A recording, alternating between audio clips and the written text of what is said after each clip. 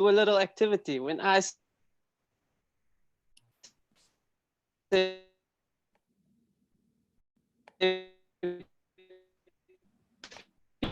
peace, you say,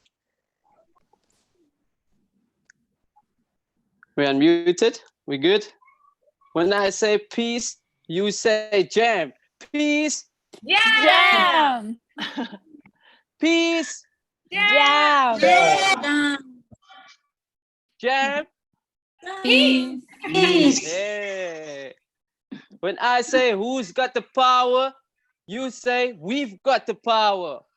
So who's got the power? We've got the power. Who's got the power? We got the power. I need a little bit louder. We're more than 500,000 on the screens. Let's do this. I want the whole world to hear us right now. Who's got the power? We got the power. Guys, my family can't even hear you inside. So let's go a little bit louder, okay? Let's change the world with this one call. Who's got the power? We've got the power. Welcome, guys. Well done, well done. Welcome. My name is Dale, your co-MC all the way from Cape Town. I'm from a small community called Kefde Village in the Cape Town region, a previously disadvantaged community, negatively affected by a lot of social ills, such as gun violence, poverty, which is something that's really causing a big problem right now, gender-based violence, just to name a few. And as a result of the COVID pandemic, things have just escalated, with riots, looting of supermarkets, and violence within the community, purely because of hunger and desperation. And I'm sure a lot of you can relate to the consequences of this pandemic we are facing. So my lifelong mission is to bring about positive change within the community, with youth development as well as social development. We're excited to have you here today. That's why we came here, so that we can discuss the way forward and find accessible ways, to combat all these negative ills with the conversation of the world we want to create, and with the guidance and wisdom of our amazing laureates. I'm sure we can overcome any obstacles thrown at us. We will overcome obstacles thrown at us. So I'm excited. I hope you're excited. The Nobels are looking forward to hear from you, and I'm sure you're looking forward to hear from them. That is just the first call to open up the discussion and the conversation, with follow-up calls in the incoming weeks. So without further ado, let me introduce you to my awesome, my amazing co-MC, Heidi, all the way from PJAM, UK. Let's make some noise for Heidi. Whoop, whoop. Hey guys, thanks Dale for such a nice introduction. So as Dale said, my name's Heidi. I'm a rural part of the UK, and I work with PJAM Europe as an MC and trainer. So my plan to make a change in the world is rooted at gender inequality, particularly with violence against women, and for young girls and women to have equal access to educational opportunities. However, enough about us. Let's talk about you. We have over 500 youth with us live today from your homes, from all over the world. So let's take a minute to see where you're all calling from. We'd love for you to answer our poll and tell us where you are in the world. So you should see our poll going live now, and you're able to answer that. As you guys know, today we have our call with our Nobel laureates and some people participating live in the conversation on screen. We're aiming for this call to be an hour long, but it may run an extra 15 minutes over. So please stay with us because we're super excited to have you. For those of you watching, you have the opportunity to ask questions and make comments in the chat box, which is the word bubble icon at the bottom of your screens. And polls are another cool feature that we're going to use so everyone can participate in. So let's check out the results of our first poll. Wow, I can see that everyone's coming in from so many different parts of the world. We've got some Europeans, a lot from North America, America and the Caribbean, South America, Africa, Asia. That's just incredible. And yeah, Central America. Wow. Wow. We're coming from everywhere, which is fantastic. So welcome our amazing Nobel laureates. We're going to welcome to the call 2011 Nobel Peace Prize winner Lema Gaboui from Laureate. Lema was only 17 years old when the Civil War. Lema was only 17 years old when the Civil War broke out in Liberia. Her world turned upside down. After many years of hardship, she and other women of Liberia came together to demand peace. So that's Lema.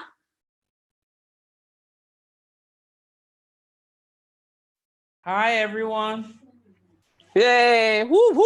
Welcome, Lema, Madam Lema.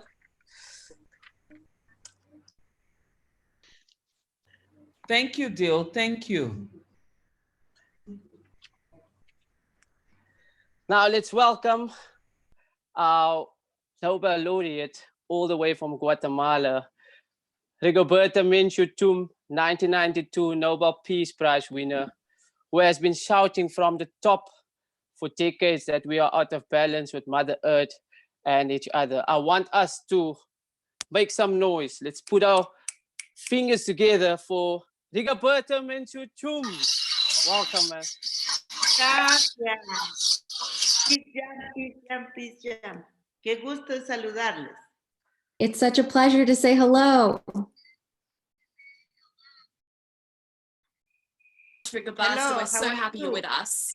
We're great. We're really excited to be here and to have this conversation. So now let's welcome Jody Williams, 1997 Nobel Peace Prize winner from the United States, who became an activist in her 20s, the best military intervention in Central America. She went on to create a global coalition to ban land, the only civilian group to ban a weapon. So everyone welcome Jody.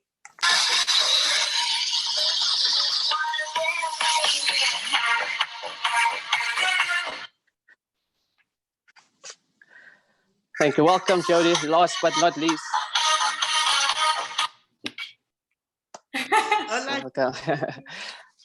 Last but not least, let's welcome 2003 Nobel Peace Laureate from Iran, who's unable to be with us today. She's on video and will be leading one of our next conversations in the upcoming weeks. Shirin Ebadi. Let's make some noise.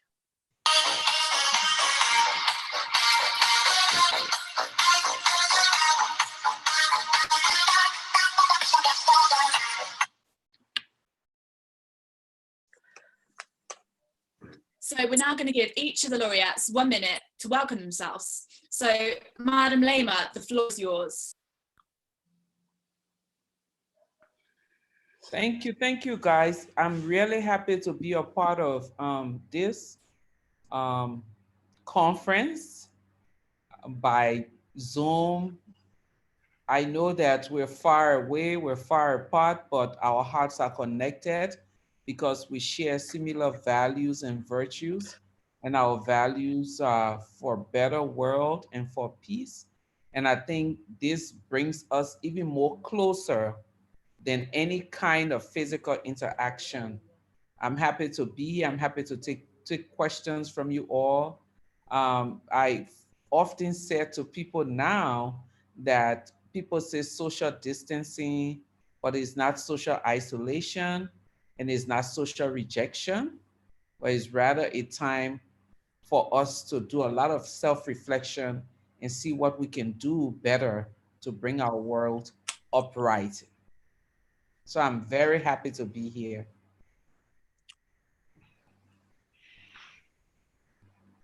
Senora Rigoberta, the floor is yours.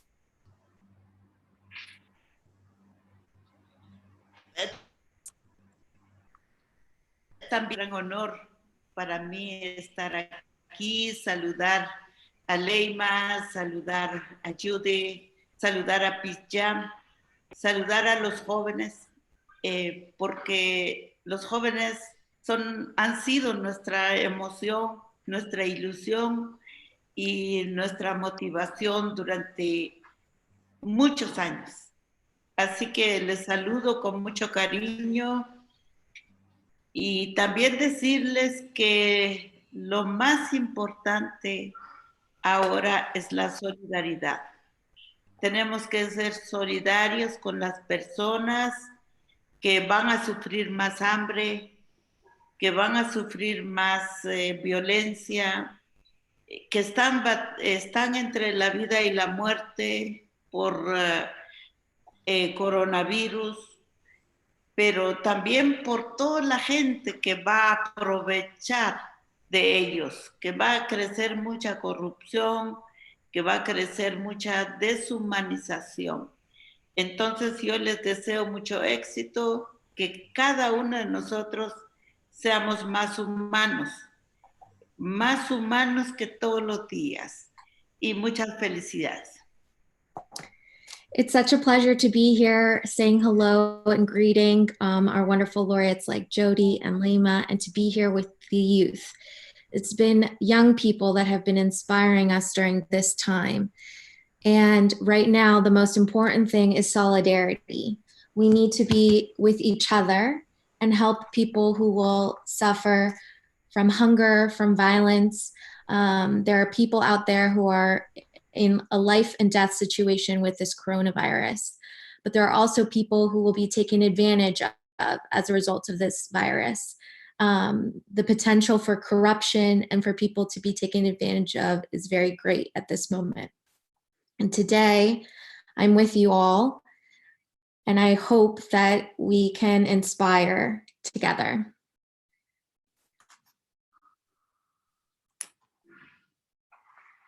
Miss Jody, the floor is yours. Hi, everybody. It is really exciting to be here. When we were planning this session, I think it was last week, it's hard to tell. Time has become very warped in the coronavirus environment. Just thinking about being with you and taking the time to reflect on how we want to be after the virus. A really wonderful writer from India, Arundhati Roy, wrote an article, and the title of which is Pandemic as Portal, meaning that we can choose how we want the world to be going through the portal to the post-pandemic period. And it's young people and people of all ages and experiences who together can create a different world without so much poverty, without so much gross economic inequality, where war is more important than the needs of human beings. We can change this together. And I'm glad to be part of this first session as we continue the conversations about how we do it.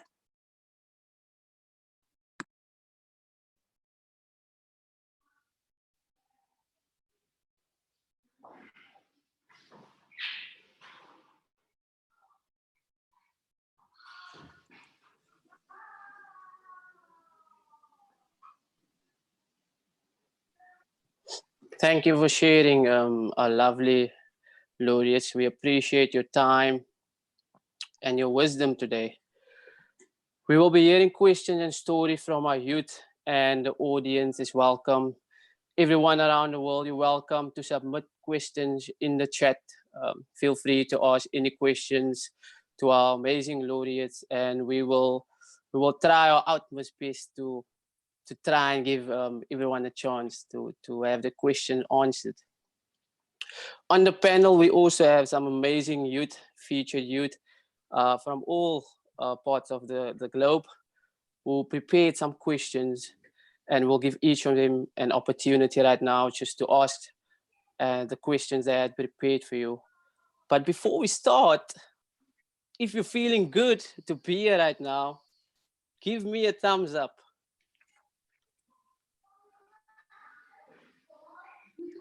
Awesome. If you want to change the world, so a peace sign. Fantastic stuff, guys. Beautiful. This is a peace in place moment we are having right now. So pleased to be here. So let's welcome our first featured youth, Pri, all the way from USA. She's going to ask a question, and like to ask Ms. Jody, just to, if you can maybe shed some light on Pri's question. So Pri. Hi, my name is Bree. I'm from the United States, down in Texas. I got involved in Peace Jam because there was a shooting at my high school my senior year, and since then I have just been doing a lot of work in the gun violence prevention space. What I've seen here in Texas is a lot of rhetoric that has kind of militarized the coronavirus. A lot of like I don't want to say fear mongering because it's not that outright, but it definitely has induced that. People have started open carrying, gun sales have skyrocketed. There's a lot of things. People are stockpiling food. It's almost like we're in an apocalypse in a movie type of way. Instead of coming together as a community, we're all kind of turning against each other, and it's not the most healthy way to deal with this, and it's definitely not the most safe way to deal with this. So I was just wondering how we can shift that rhetoric away from such an aggressive, like industrialized, militarized rhetoric and towards a more community building, team-based effort of making all of this better quicker, because it really is life or death, whether or not this goes away within the next few weeks or the next few years. Okay. Certainly, if you see the news coming from the United States and some of the far right wing, ultra right, neo-Nazi types in state capitals on the steps of the government buildings with their guns, hollering for freedom.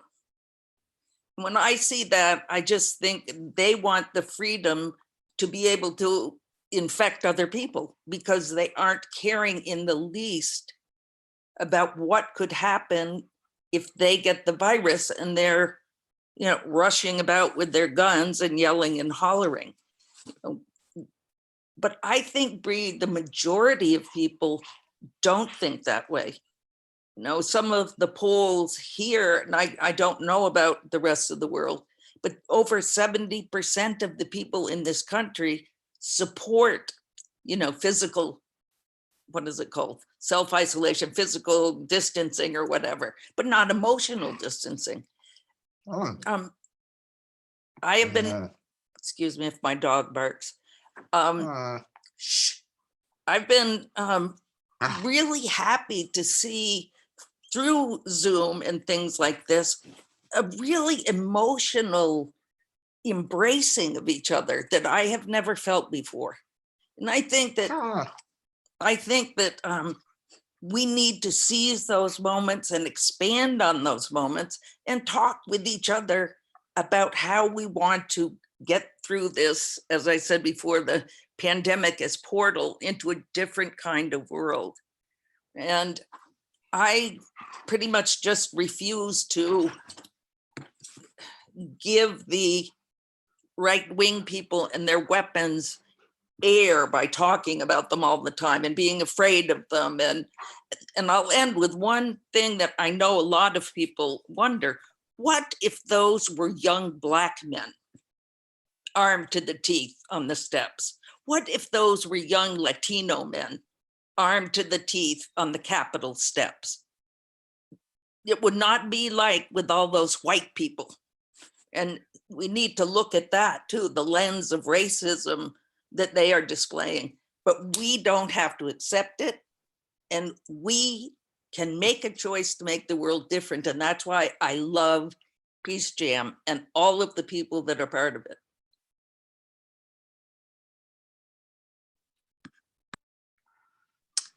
Thank you, Jody, for sharing. Pri, I hope your question have been answered. Thank you for sharing. Next, we want to welcome our second featured youth, Inez from Guatemala, and she have a question for Senor Rigoberta. So if you can please shed some light, Senor Rigoberta, on Inez's question. Inez. Gracias. Hola, mi nombre es Inés. Soy ¿qué tal? Guatemala es un país lleno de naturaleza y actualmente creo que nos damos cuenta que la naturaleza está tomando protagonismo, rejuvenecerse, en ser de nuevo la madre tierra que era antes. Doctora Rigoberta Menchú, ¿cómo cree usted el futuro después de esta pandemia en relación con la naturaleza? Gracias. Gracias. Está muy interrumpida la red, pero ¿tú vas a traducir todavía? Sí. So Inez's question is, she's from a country in Guatemala that is rich with beautiful natural naturaleza, is beautiful, beautiful nature. And our climate, our world is a protagonist right now during this time of COVID, where we see that it's going through rejuvenation as we have all been forced to stay home and to take time away. So, Inés, otra vez la pregunta para la doctora. ¿Puedes repetir? Ok. ¿Cómo cree usted que va a ser el futuro de la madre tierra al terminar esta pandemia? The question is, what do you think will be the future of our Mother Earth after this pandemic is over? Gracias, Inés. En primer lugar, este tiempo nos cambia la vida. Nos tiene que cambiar la vida. Tenemos que repensar nuestra forma de vivir, especialmente porque hemos permitido mucha destrucción. Y ahora tenemos una oportunidad de pensar por nosotros mismos para ver qué calidad de vida queremos tener. Y uno de ellos es volver a la madre tierra. Ahora nos han demostrado que todos los avances tecnológicos se hicieron no para la gente, no para la vida, sino lo único que nos quedó es estar en casa. Entonces, creo que por un lado tenemos que repensar nuestra vida. Por otro lado, tenemos que encontrar nuevas formas efectivas para denunciar las violencias. Yo diría que hay que hacer nuevas formas de denuncia, nuevas formas de denunciar las violencias que están ocurriendo. So this is an opportunity to rethink our lives. This pandemic has given us the opportunity on how we connect with Mother Earth and how we're taking care of Mother Earth. There is an opportunity here to reassess our quality of life and how we return to our Mother Earth. We have been shown that technology is not made for humans. That technology has left us all at home with the opportunity to connect, but that by returning to Mother Earth, we have the opportunity to show her that we care for her, and moving forward, we can find new ways to denunciar, to strike down the violence that has been done to her.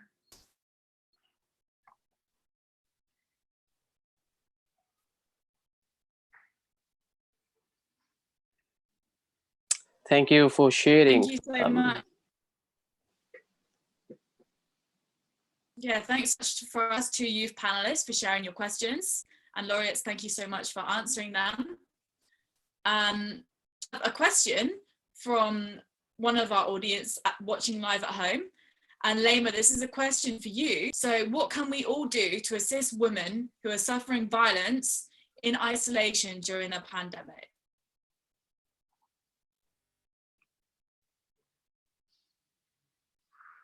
Sorry, I'm not a tech person. That's a very interesting question. And that is a question that from the beginning of this pandemic that I've been bombarded with on every Zoom conference that I've been on. What can we do? What can we do to help women? I know that in some places, they have all of these systems that have been set in place, that people can call, reading all the different articles about codes that have been given. Unfortunately, in our region here in Ghana, I haven't heard about any assistance that women get. Liberia is even worse because we're seeing the cases spark up. And it really and truly shows the lack of interest in issues around domestic violence, sexual and gender-based violence with some of the governments that we find ourselves with, the structures that we are working with in different communities.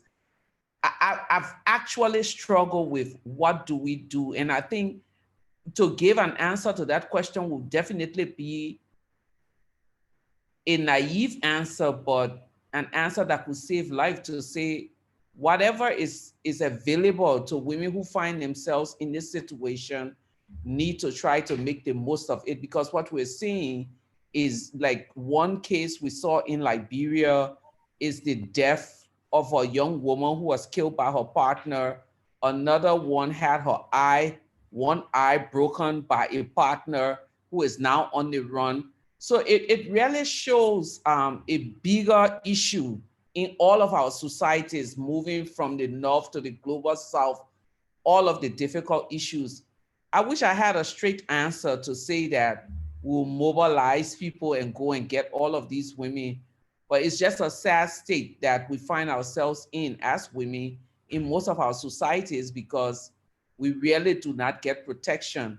In one of the articles rating when the UN Women was when UN Women was UNIFEM, there was this research that was done by our former president, Sirleaf and Elizabeth Wren, on women, peace, and security.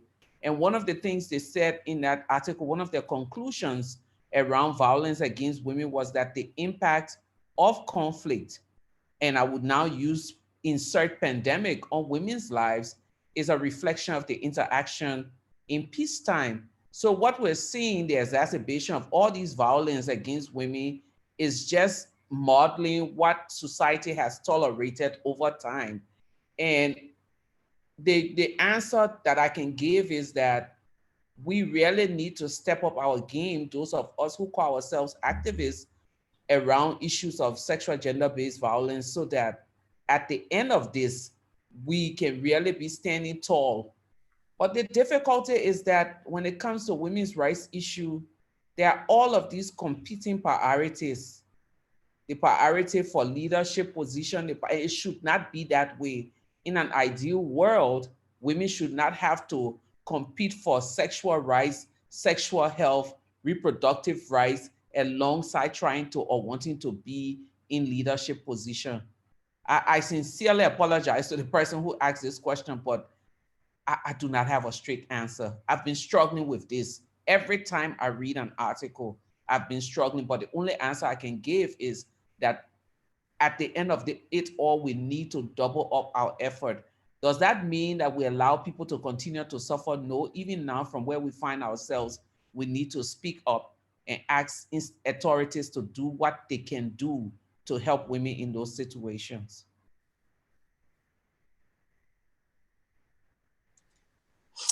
Thank you. Thank Could you. I add something? Emma. This is Jody. Could I add a point? Yes, of course, Jody. Can you hear me?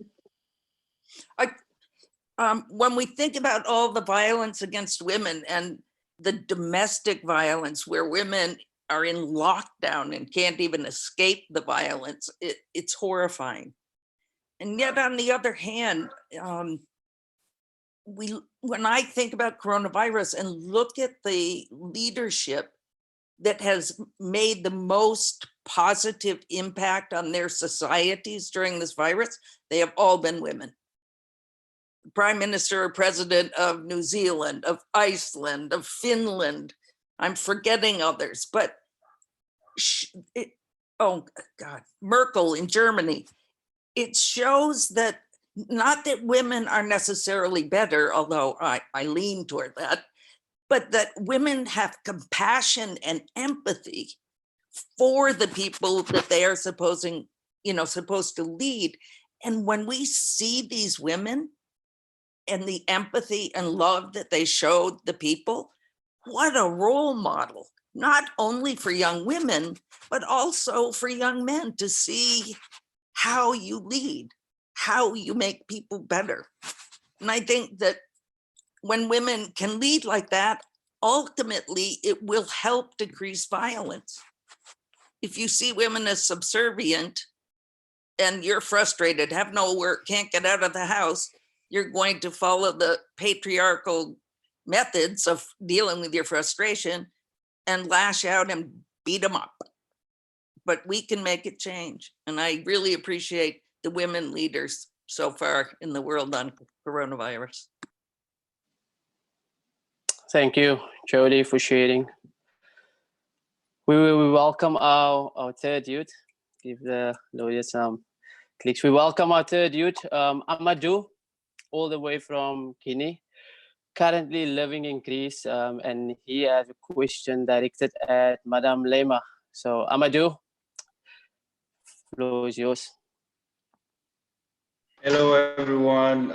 My name is Amadou, as my friend just said. I'm from Guinea, and I'm representing Peace Jam Greece, where I'm currently living since 3 years now as an asylum seeker.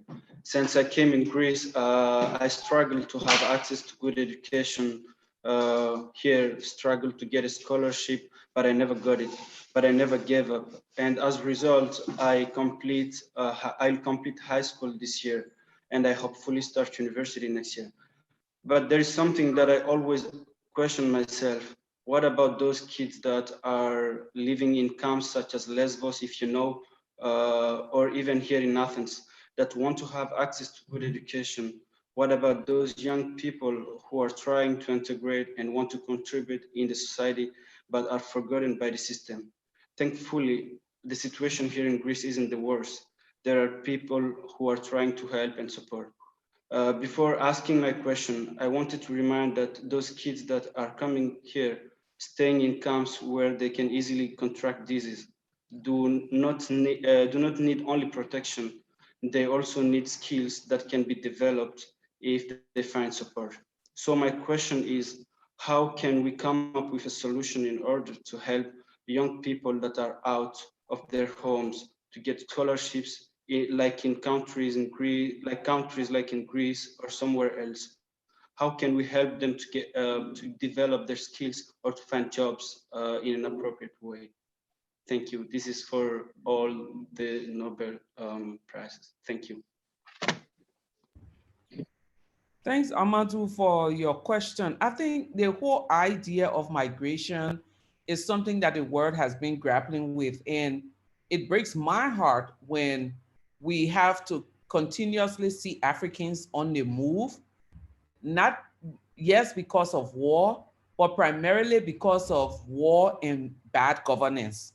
And I think before we even begin to talk about how do we help young people who have migrated to different parts of the world from our continent as a result of whatever they left for, we need to begin to look inside our continent and begin to have serious conversations with ourselves to say, how do we change the political systems and structures, the ones that allow our leaders to come into power and get rich overnight without even considering the needs of their people?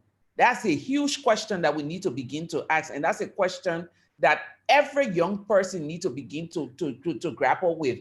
One of the questions that I saw on the side chat was that, do we need to begin to vision a better world as young people? Not just vision a better world as young people, but prepare yourselves for a better world as young people. If you intend to go into politics, how do I transform the political system and not come in as we're seeing our forefathers? They're dirt poor, they come into office 2 months, 6 months later, they're millionaires and they have billions, millions of dollars going into Swiss account. So we really need to look at that structure, the structure that makes it easy for people to come ride on the poor people and then become leaders, and they don't cater to their needs. That is a fun, and I know you're from Guinea. We say we're cousins because Guinea, Liberia, Sierra Leone, we're all related. And somehow with all of the natural resources those 3 countries in the Mano River Basin has, we've seen bad governance from decades moving and nothing has changed till today. I think also the international community, there's a lot of lip service and double standards around refugees. And I feel like, and I say this because I qualify to say it as a former refugee, that there is this selective focus on areas and individuals who have suffered, and suffering doesn't have any kind of level. There's no level, or there's no 5-star refugee or 3-star refugee or 2-star refugee. Once you left your home, misery doesn't have any kind of rank. And I think the double standards that we've seen in our world today is something that we need to continue to advocate about. Millions and billions of dollars go into, oh, this is for education for refugees. From the time I was a refugee in 1990, yes, some issues have changed, but some of the issues remain the same today. So I think persistent advocacy, policy change, these are things that we need to talk about, but it's going to take a lot. Hopefully, our leaders now seeing that the health infrastructure, the educational infrastructure in their countries are poor and people cannot travel to go abroad for treatment, maybe, just maybe, this is a moment where the shaking of the world is going to shift them, as one pastor said, into thinking about how can we do better for our people. But it's a huge conversation, Amadou. We will have it in our countries, we'll have it in our regions, we'll have it at the UN, we'll come to the EU and have it, but it's all about the double standards of the world that we find ourselves living in.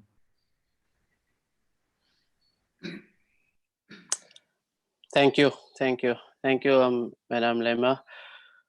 Isn't it amazing how everyone from all walks of life, coming together to fight for one common goal, and that is to see this world a better place. Building the world we want. First edition, hosted by 1 Billion Acts of Peace. We have young people from all around the world who submitted questions, and here are a short video just of some highlights of these young people just asking questions to the panel.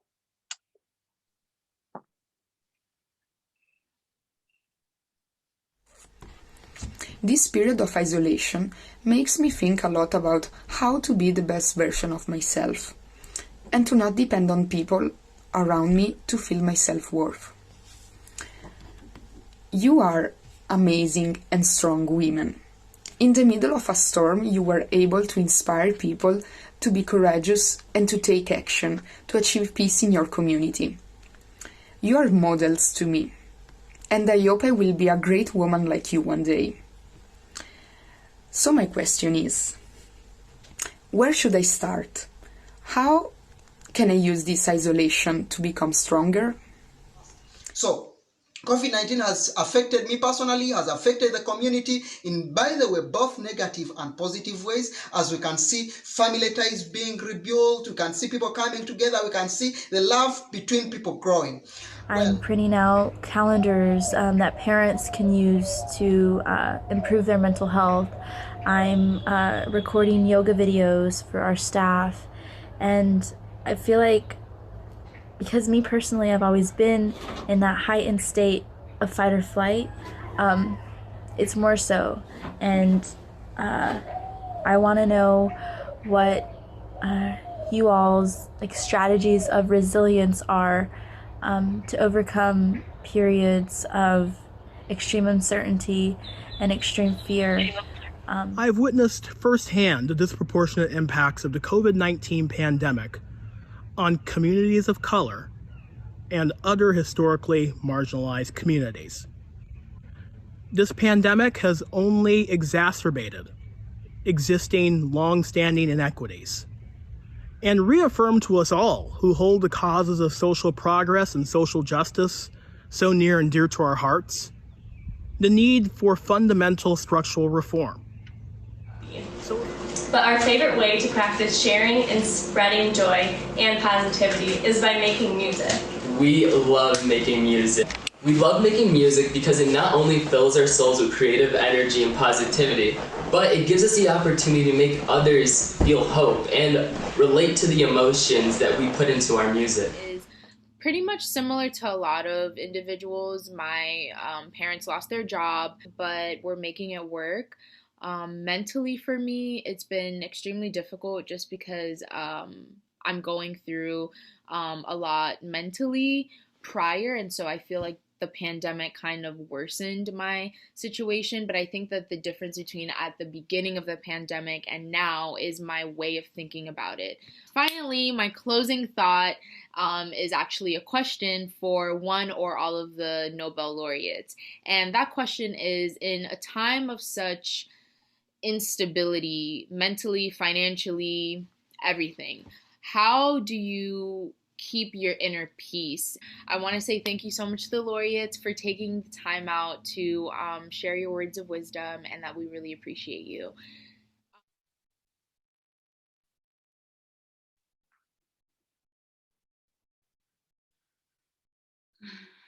So drawing on, I think that the pandemic has allowed for a lot of self-reflection as individuals, with regards to mental health, as we develop different strategies of coping as time goes on. And as one of the young people said, I think we can see really between us growing. And I think to some extent the world is healing. So now we've got a question from another young person. Zara is asking, in what way do you think society will improve after the pandemic? So laureates, the floor is yours.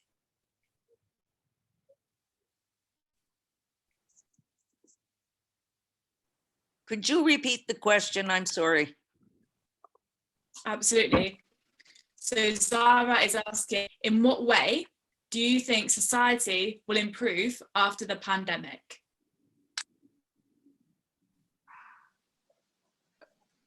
I think it will improve only if we nurture the steps to make it different.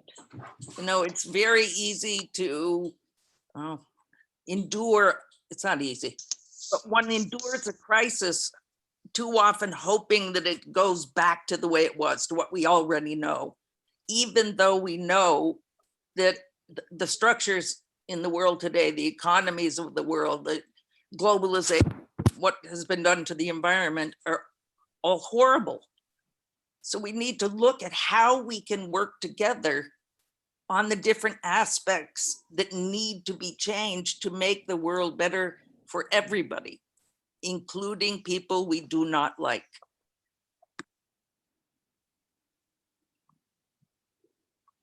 Thank you, Jodie. And I have a question for you. What inspired you to be a voice of change within your community? And how was your experience trying to get attention for your cause at a global level? Is that for me? Who is that for? Roberta. Oh, good. For Roberta. What was the question? What inspired you to voice of change within your community? And how was your experience trying to get attention for your cause at a global level? Tu inspiración para que tú tomarías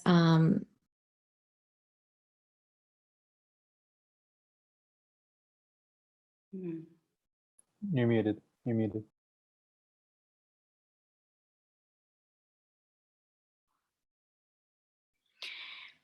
Bueno, en primer lugar, yo quería decir que lo más importante es que sigamos luchando. Que no First of all, sí. First of all, I want to say that the most important thing is that we need to keep fighting. Struggle. No struggle. Lo más importante, no permitir el silencio, no permitir solo el resguardo y no permitir los abusos que están pasando con la libertad de expresión, con la libertad de locomoción, o sea, hay un virus que amenaza nuestras vidas, pero no puede amenazar nuestra dignidad humana. Y por eso aquí hemos trabajado mucho. First of all, we should not stay silent.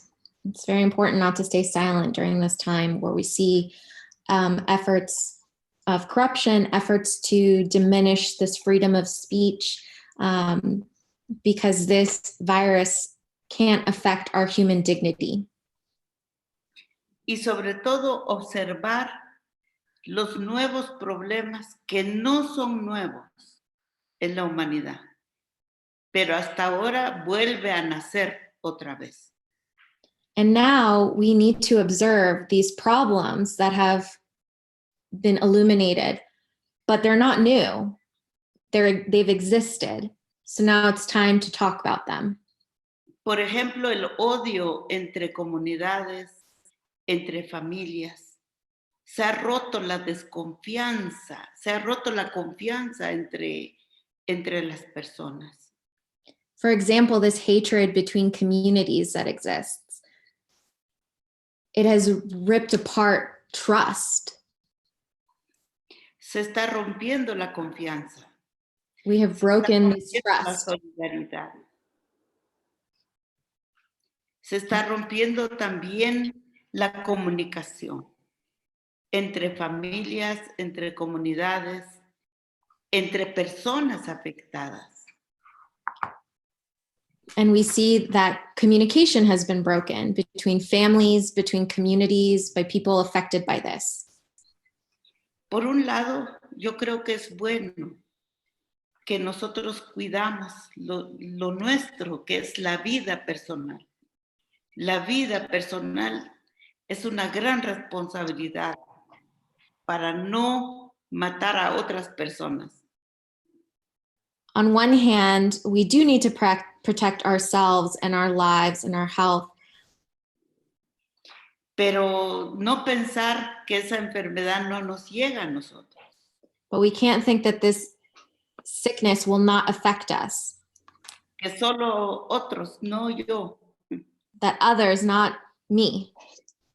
Y yo les comparto que yo tengo un sobrino muy querido y que está batiendo entre la vida y la muerte en este momento. And I will share with you all that I have a beloved nephew who is right now fighting life and death because of this virus. Y no pensábamos que llegaba a nosotros. And we didn't think it was going to come to us, that it was going to affect us. Pero eso no es una razón para que empecemos a perder la fe al pueblo, a la familia, a la gente, la comunidad, sino tenemos que fortalecer esa parte. And that is not reason for us to give up hope about our communities, our families. Our, Sí, continúa. ¿De nuevo, doctora? Sí, más bien tenemos que fortalecer nuevas iniciativas. Yo We need creo to que strengthen new initiatives. buscar formas de cómo hacer una presencia de liderazgo en este momento. We need to find leadership at this time. O sea, somos líderes en nuestra familia, somos líderes para la humanidad. If we are leaders in our families, we can be leaders for humanity. Y por eso yo digo, es importante no dejar de luchar. And that's why it is so important to not give up this struggle, this fight. No dejar de intimidarse, porque no está en nuestras manos lo que está pasando. Don't be intimidated because it is not in our hands what is happening. Y por eso es importante esto en medio, esta red social, que en la red social tenemos que difundir mucha orientación, no chismes, no bullying, no tonterías, sino tenemos que difundir mensajes positivos para la vida. That's why we need to use these spaces, social media, and this technology to share positive information, to share direction, not bullying, not negative information, not gossip. Tenemos estudiantes que no tienen teléfono. No sabemos qué está pasando con ellos en sus casas. And we know we have students that don't have phones, and we don't know what's happening in their homes. Muchos están estudiando por la red, pero ellos no tienen red. Y tenemos que pensar en ellos también. We have a lot of people that are studying and getting their education online through the internet, but a lot of people that don't have access to the internet. So we need to be thinking about them too. Así que creo que tenemos muchas formas de motivación. Hagamos motivación en cada lugar donde estemos. So there's a lot of ways to be motivated. Let's create motivation for ourselves in the spaces that we're in.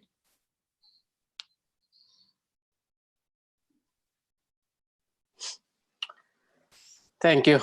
Thank you for sharing, Senor Roberta. On behalf of the entire PGM family, we're sending all our love and praise to you and your family. So now we will welcome our featured youth number 4, Stephanie from Colombia. She have a question for all our laureates. So if you want to answer any of our laureates, you can just raise your hand and shed some light on Stephanie's question. Stephanie, the floor is yours. Hello, my name is Stephanie Carvajalino. I am from Colombia. With my sisters, we received the Hero Award last year. And what we do is that we train people with skills. So right now I live in Colombia. I live in a city with 1 million people. And yesterday I was reading the news and it says that there were 70,000 jobs gone. So 70,000 people unemployed right now. And when we were in Mexico and I went to Lemia's conference, she said that peace was more than just not having guns. To be able to have peace, you need to have other things in place so we can have peace. So right now we are encountering a real big problem in addition to the health issues, that is that people are not having jobs, right? They're unemployed right now. So that is taking us to new violence problems and new situations in Colombia. And we also saw something really nice, that people have been going back to essentials. So for example, now people are growing their vegetables and their fruits in their patios because they don't have enough money to go to the grocery store and buy it. So my question is, how can we use technology to teach people, or what should be teaching people right now so they can generate their own income? Because we also saw, for example, in Colombia, there were 1,000 new jobs created. Amazon say, here, all these people are being unemployed. We created new 1,000 jobs. but people do not have the skills to take advantage of those jobs. So what should we be teaching, or how could we use technology to provide skills to other people, and what type of skills should we be focusing on?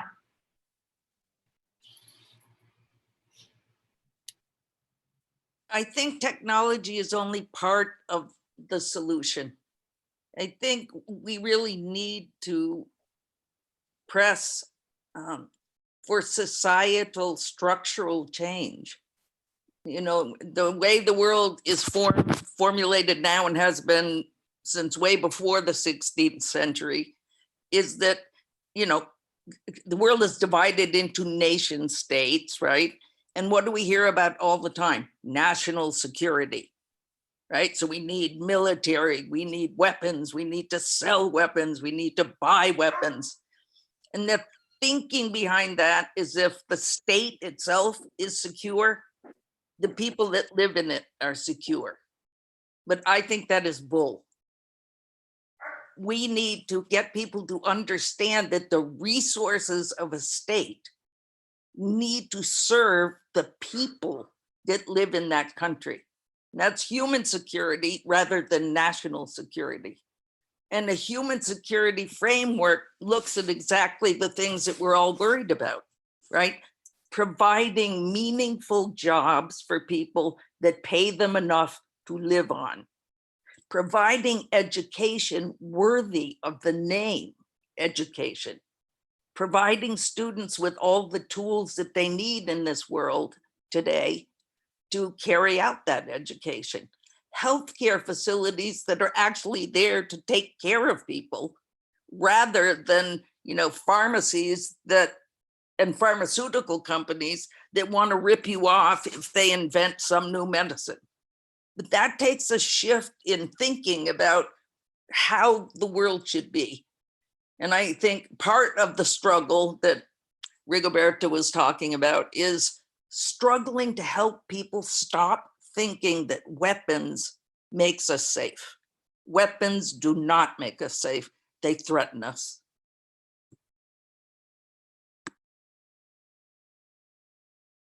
And thank you so much for answering that. So now let's welcome our final panelist, Kadi from Liberia.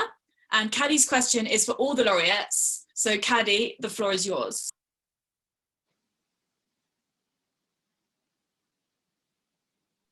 You're on mute. You just unmute yourself. Sorry. Hello, everyone. My name is Kadiatu Balde again, from Liberia. I'm a Fulani by tribe. My question has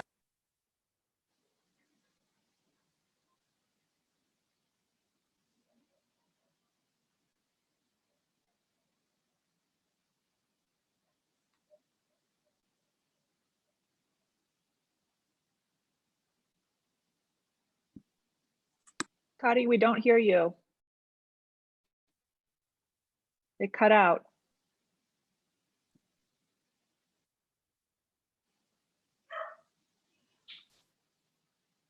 No, try again. No.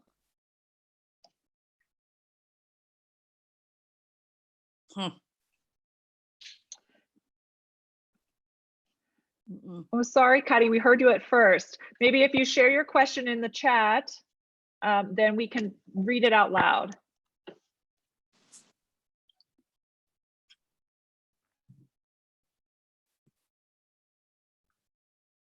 So what we're going to do is, Kadi, we're going to come back to you in just a few minutes. Meanwhile, Dad, do you want to introduce the next poll? Yeah, let's check out the next poll. We have a special remarks video from Shirin Ebadi, 2003 Nobel Peace Laureate from Iran.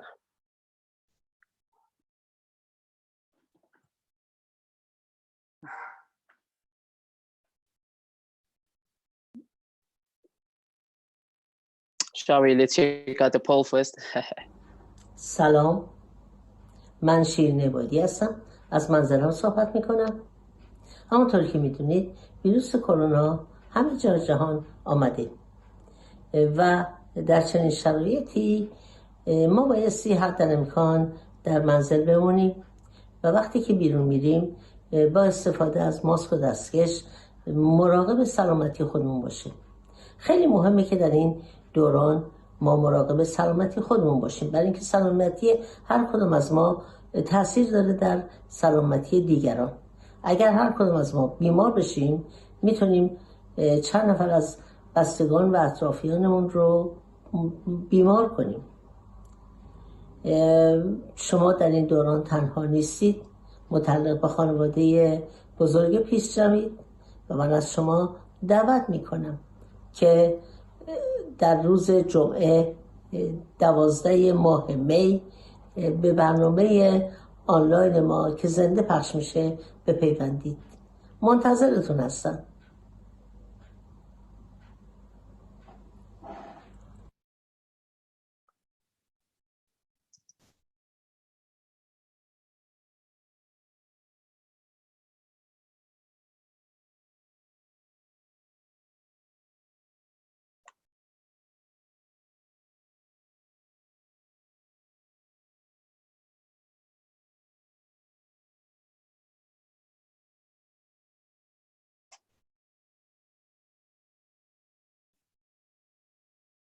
So I'm just seeing the poll results have come in. And to answer the question, how are you finding peace in place?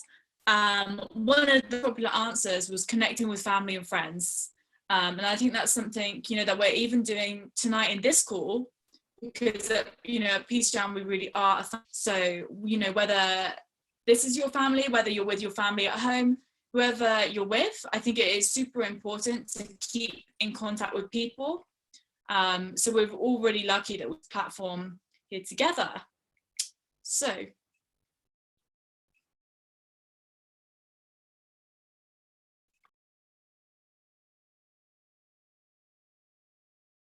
Patty, were you able to share your question?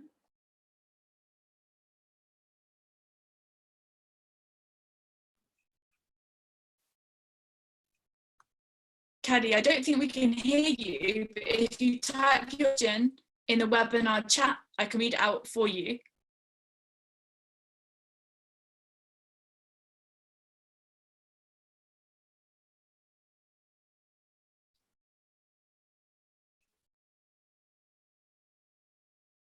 While she's Dale, do you have any reflections at this point from our time with the laureates on this call? Well, Heidi, I just want to jump in quickly before we end and go back to the response of Jody's question around human security needs and the structural, that it is a structural issue. I think for those of us who live in Africa, we're seeing it quite glaringly now in the midst of COVID-19. The people are saying, oh, let's lock down. And there are many issues that comes along lockdown. Our communities are very poor. Our governments have never really built up the economy to the point where people are able to comfortably say, I can buy food and stack up. At the end of the day, most people have to leave their houses every day to go and hustle for $10, $5.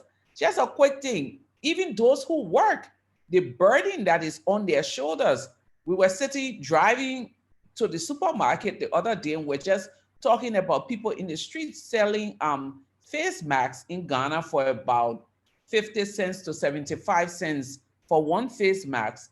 And I was asking my driver, I said, if someone gave you one face mask versus a loaf of bread, which will you take?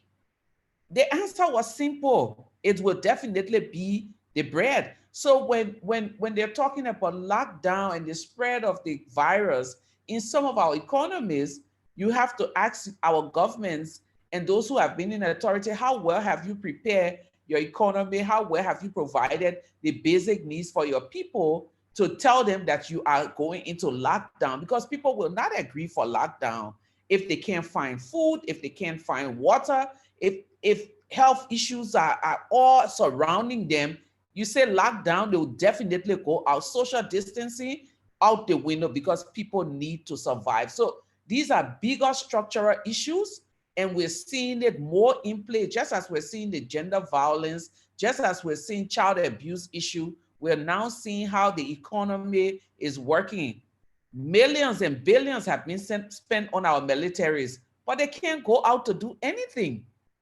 You know, it is those areas that our governments have neglected that have become the key areas today. So when we're talking about job security and all of these different things, those are the things that we should look at for peace.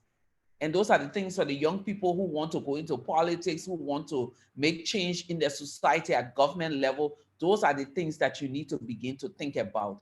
Military might doesn't make a country. It is how you provide for your citizens that will keep you at peace.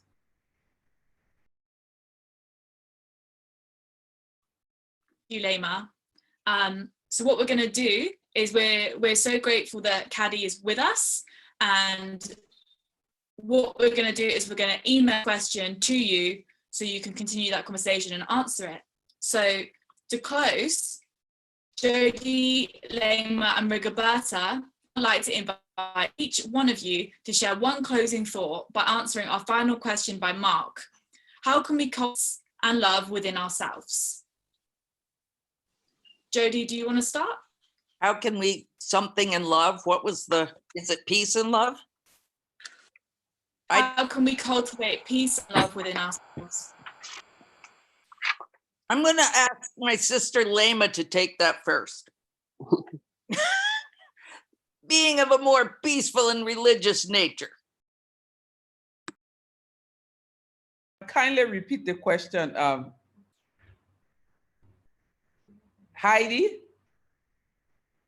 How can we be more? How can we cultivate peace and love within ourselves? Oh, well, that is a question that I've been working on since the lockdown, because you know the life that we live is like Shireen Ibadi says, we live in airports, we do our laundry in one country and we pay our taxes in another. So it's been very difficult, and I wouldn't say we are the most peaceful people, even though we are Nobel laureates. But cultivating peace in oneself, I've found it very interesting for me now to be still, to be silent, to really start trying to fix me rather than fighting to fix other people.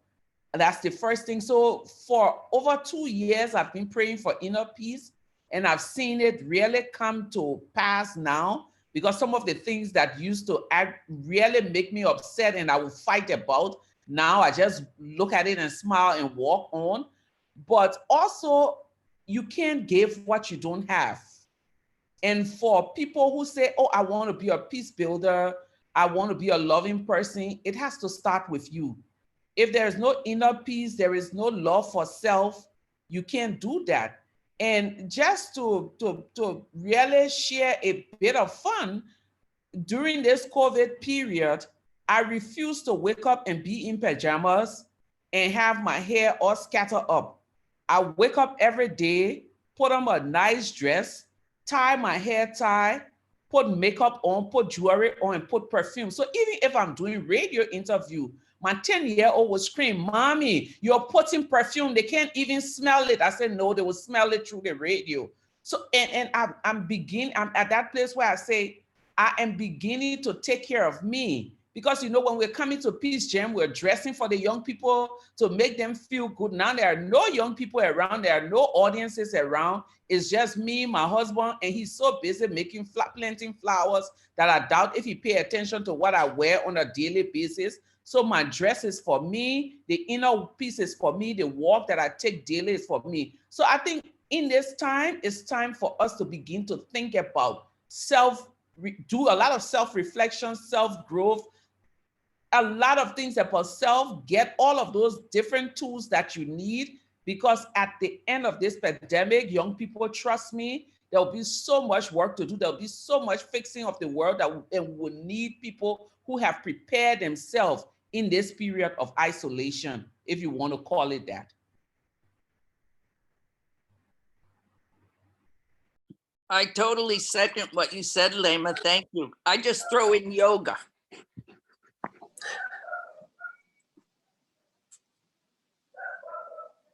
Thanks, Jodie, and thank you, Lema, for sharing that. Vigabasa, would you like to share how we can cultivate love and peace within ourselves? Sí, yo he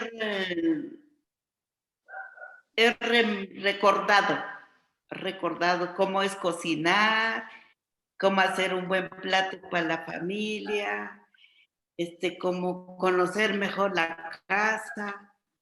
Yo estoy de acuerdo con Leima, hemos estado en el aire muchos años de nuestra vida, fronteras, dificultades, problemas, y no sabíamos cómo está la cocina, las ollas, y cómo quedar bien con la familia cercana. Luego pues conocí mis plantas. Por favor, tradúzcala. I've remembered what it is to cook and to be in my kitchen and to be with family. Like Lema says, we've spent years in the air, traveling at the border, in conflict, but it has been a joy to remember the kitchen and the garden and my flowers. Y también he estado vinculado a muchas personas que están sufriendo. And I've also been muchos amigos míos han muerto, son enfermeras, porque son médicos que se contagiaron y que han muerto, sobre todo. I've also been a witness to a lot of suffering. A lot of friends that have gotten sick, doctor friends who have gotten infected because they've been caring for others. Y estoy al tanto de la salud de muchas personas. Yo los llamo, quiero saber si están bien, les doy un consejo. And I'm very aware and on top of the health of others. So I'm calling friends, checking in with them, seeing how they are, giving them advice. Muchas personas me han buscado para saber el valor de las plantas medicinales, sobre todo para prevenir ese virus. Entonces he estado informándome de las propiedades muy fuertes de las plantas medicinales. Conozco mejor las propiedades de las plantas medicinales. I've also been approached a lot from people who are interested in the healing and medical properties of plants. So I've been learning a lot about that and giving advice on the magical powers and healing properties of our plants. La verdad es que estoy trabajando como si mi casa fuera mi oficina y Auri como si su casa fuera su oficina. Y todo el equipo está trabajando desde su casa, pero seguimos trabajando bastante normal.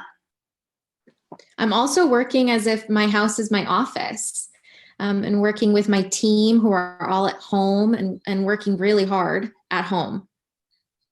Así que también con Peace Jam hemos estado en comunicación con Kate, con Lauren, con Brian, con Auri. Estamos trabajando muy bien y saludo a todas las hermanas. No duden en llamarme y si necesitan un consejo, yo también les puedo dar un consejo. She says, I've been communicating a lot with Peace Jam and with our friends Kate and Lauren and Brian and Audi, and just greetings to my sisters, my Nobel sisters. If you want to call me. If you have questions or need advice, I have advice for you.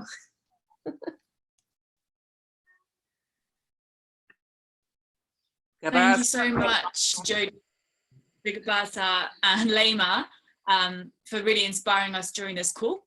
And before you guys leave us today, we're going to go inviting you to join our Peace in Place campaign.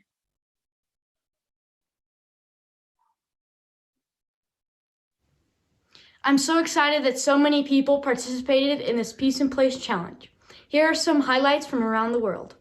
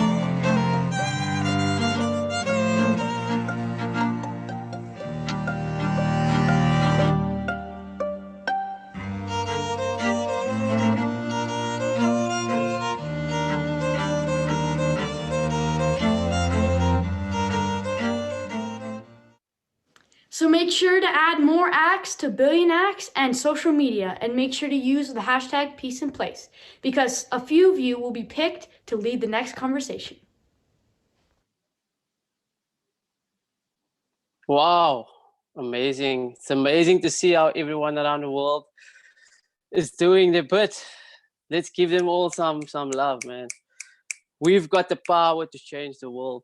Conversations in building the world we want to create. So thank you to everyone who have been in the forefront, battling, fighting all the odds to combat this crisis and this pandemic we are in. But I always say, when there's a crisis, there's an opportunity for us to, come up with ways to beat all of these things. And I believe this platform we had now today is the perfect start. This is just the first conversation of many. We will have more coming up in the following weeks. And if you'd like to participate in the Peace in Place campaign, visit Billion Acts of Peace website, and you can log all your acts of peace that you've been doing around your communities, even in your household. If you made your sibling a cup of coffee, you can put it on the Peace in Place campaign. That's an act of kindness. So let's give a shout out to our amazing laureates and all our featured youth today. Thank you for taking time out, sharing with us your wisdom and your guidance. Thank you for stepping into your power to inspire us. And thank you to everyone that joined us today and submitted the questions. We appreciate it. So when I say, who's got the power? We all say, we've got the power. Unmute yourself, people. Who's got the power? We got the power. We've got the power. We want the world we want to create. We can build it. Never give up, my people. Let's keep the fight going. Heidi will confirm with us when the next call is. I'm sure you guys are excited. Can't wait for the next call. So Heidi, do you have a date for our lovely audience? Absolutely. Invite you all to join us on the next call on the 26th of May, where Nobel Peace Laureate Kailash from India will be joining the conversation. And we'll be getting down to talk about the systems that we want to create for this new world. So remember to post your hashtag Peace in Place video for a chance to be a live participant on the next call. Whoop, whoop. Hi, everybody. And a two-piece style, we will end with a music video. Que sigan trabajando. Keep working. Que duerman bien. And sleep well. Pero que se levanten muy temprano. But get up early. I will.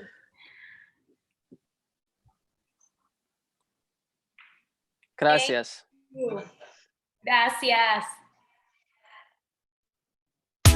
Freedom, freedom, freedom, freedom, freedom, freedom, freedom, freedom. We want peace in Africa. Peace in Africa. We want peace in Liberia. Peace in Liberia. We want peace around the world. Peace around the world. We want peace around the world. Peace around the world. We don't want a war in our land. We don't want a conflict in our land. All we need is peace. All we want is peace. Join me, let's fight for peace. Let us uphold the peace. Together we're strong, together we fall. Yeah.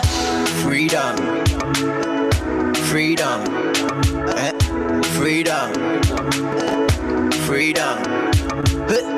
We want peace in Africa.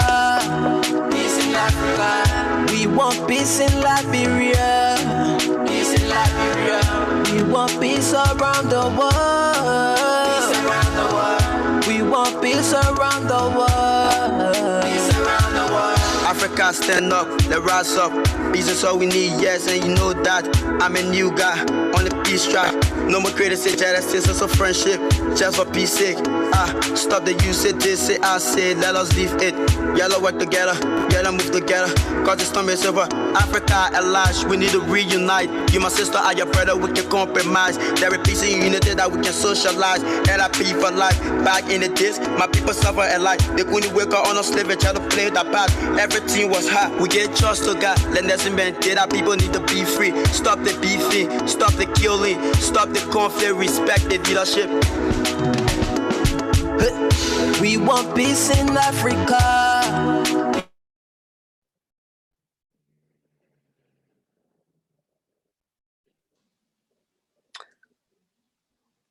Thank you, everyone. Cheers to all our lovely laureates.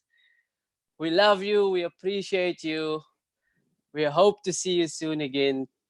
So everyone, can we just cheers to our lovely laureates on the count of 3. 1, 2, 3. Woohoo! Woo! Thank you. Muchas gracias. Thank you. Gracias. Muchas gracias. Baie dankie. Merci. Baie dankie.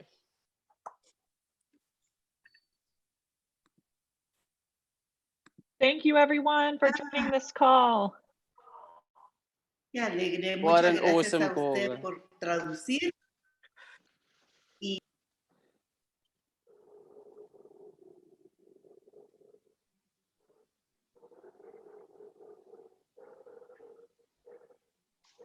Go well, guys. Saludos a Kate, saludos a Lauren, saludos a Brian, saludos a todos la familia Peace Jam. Thank you, Rigoberta.